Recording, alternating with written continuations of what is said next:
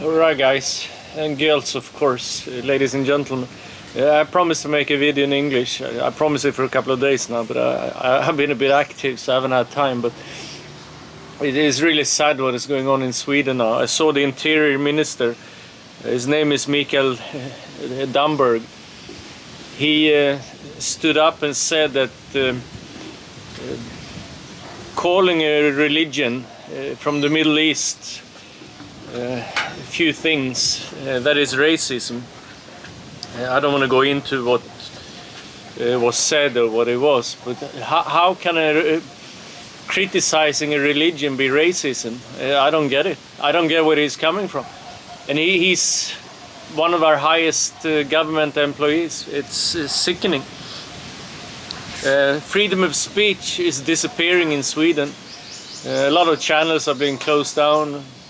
Probably happen to me soon as well, but you know, I can handle that. I can go and play golf. But I saw the I don't know what position she has. She's from the smallest party we have. They have like 2% of the voters at the moment, and she's a minister for democracy and culture, I think it is. And she said how fantastic it is that the media is tax funded, because that gives a free media. I mean, it's beyond my comprehension how media can get money from the taxpayers through the government, because that is buying the media. That is corruption at its highest level. And our state television is tax funded automatically from all taxpayers in Sweden. It's sickening. It's worse, I would say, in Sweden than it is in North Korea. That's how bad it has gone in Sweden, and a lot of the Swedish people still don't see it. They've been indoctrinated 24/7 by these people. But the program with the interior minister, actually the interviewer, even though he's paid by the taxpayers, he was quite tough. He was fighting back. I like that.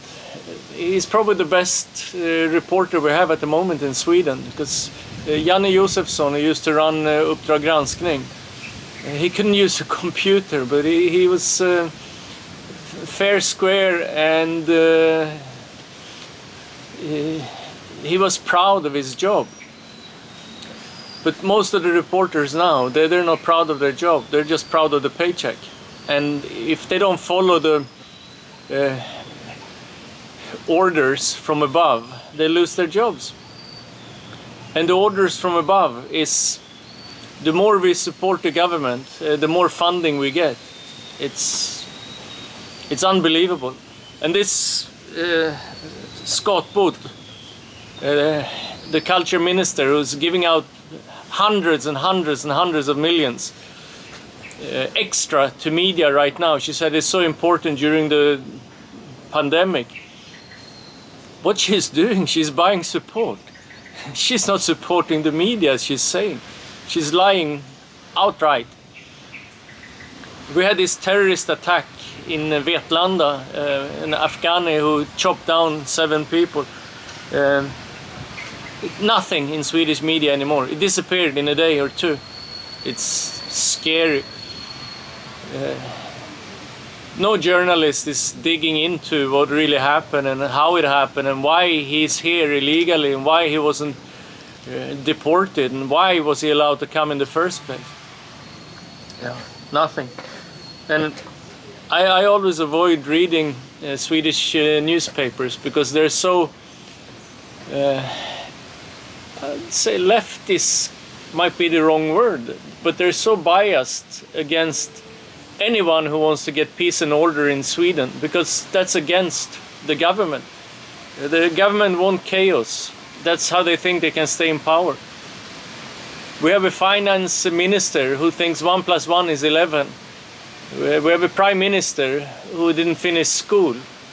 Yeah, you see where I'm going with this.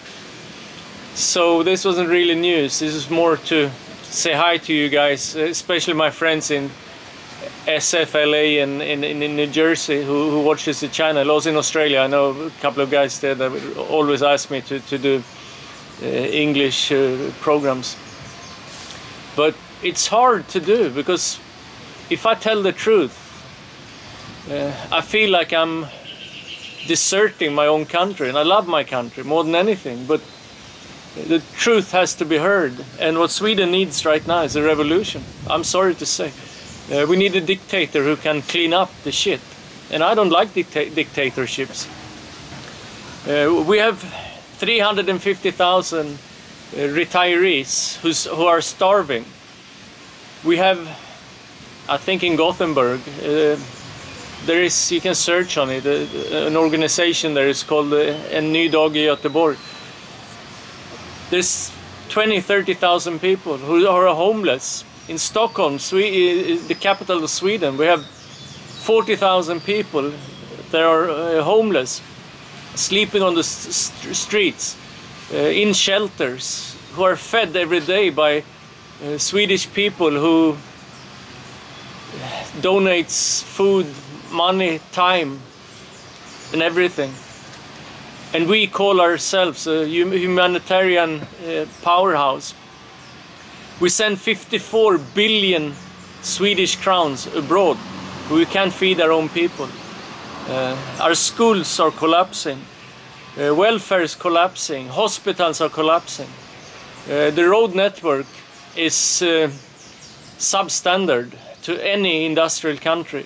We're not an industrial country anymore, even though we have some fantastic industries and technology. It's so sad to see, but I just wanted to say hi to you guys. Thanks for watching, and keep sending me emails. I'll try to do some more videos in English a little bit more often for you guys. I wish I had another channel where I only could do English, but if I make a promise, I promise you guys I'll do it. Have a great day wherever you are in the world, and see you soon, guys. Thanks for all the nice comments, and keep sending them. Thanks.